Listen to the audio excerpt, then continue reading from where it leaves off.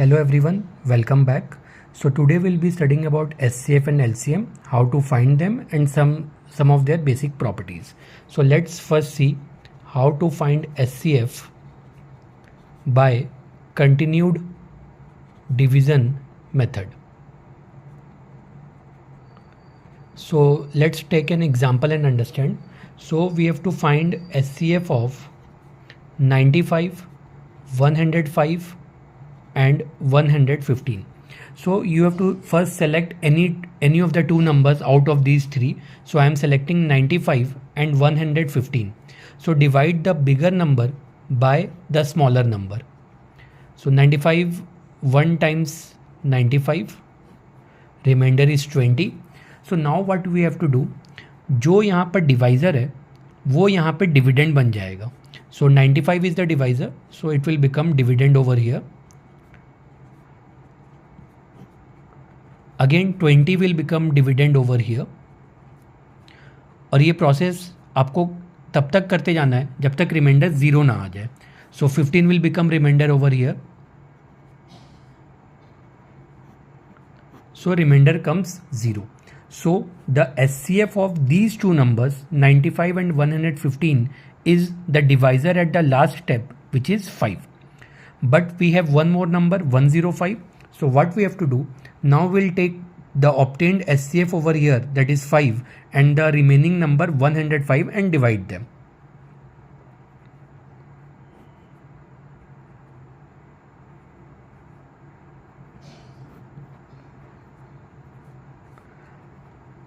So luckily we are getting remainder 0 here in the first step itself. So the divisor in the last step here also is 5. Therefore SCF will be 5.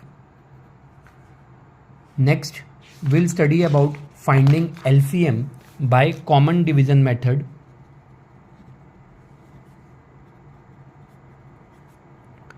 Name of the method is common division method.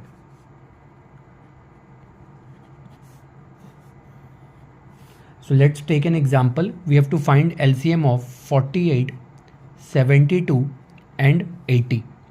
So what we have to do, we have to divide it by prime numbers. जैसे सबसे छोटा prime number 2 होता है, इनमें से कोई भी एक नंबर अगर 2 से डिविजिबल है तो हम लोग पहले 2 से डिवाइड करेंगे. सो यहाँ तो तीनों नंबर्स 2 से डिविजिबल है, 2 से डिवाइड करके लिख देंगे. अगेन 2 से डिवाइड करेंगे, अगेन 2 से डिवाइड करेंगे. जब तक 2 से कोई एक भी नंबर डिवाइड हो रहा है हम लोग डिवाइड करेंगे. अब जैसे यहाँ 9 2 से डिविजिबल नहीं है, सो 9 को एज इट इज़ लिख देंगे. अब यहाँ कोई भी नंबर 2 से डिविजिबल नहीं है, so will move to the next prime number, that is 3. 5 को एज इट इज़ लिख देंगे.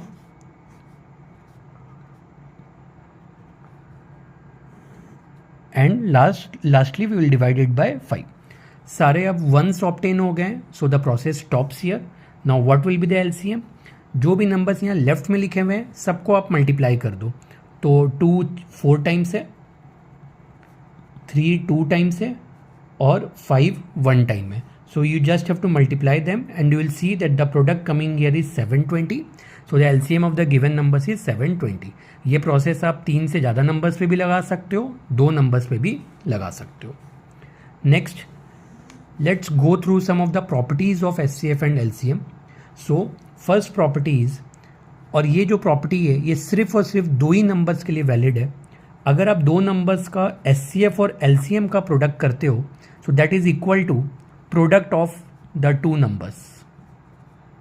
यानी कि 2 नंबर्स का जो प्रोडक्ट है वही प्रोडक्ट उनके SCF और LCM का भी होता है. सेकेंड, कभी भी अगर हम नंबर्स का SCF निकाल रहे हैं 2 या 2 से ज़्यादा नंबर्स का, तो SCF कभी भी गिवन नंबर से बड़ा नहीं होता है. So SCF is always equal to or smaller than the smallest number. So हमारे पास अगर 3 नंबर्स है या 3 से ज़्यादा नंबर्स है, उनमें जो सबसे छोटा नंबर होगा SCF या तो उसके बराबर होगा या उससे भी छोटा होगा. LCM के लिए यही चीज़ ऑपोजिट है. LCM is always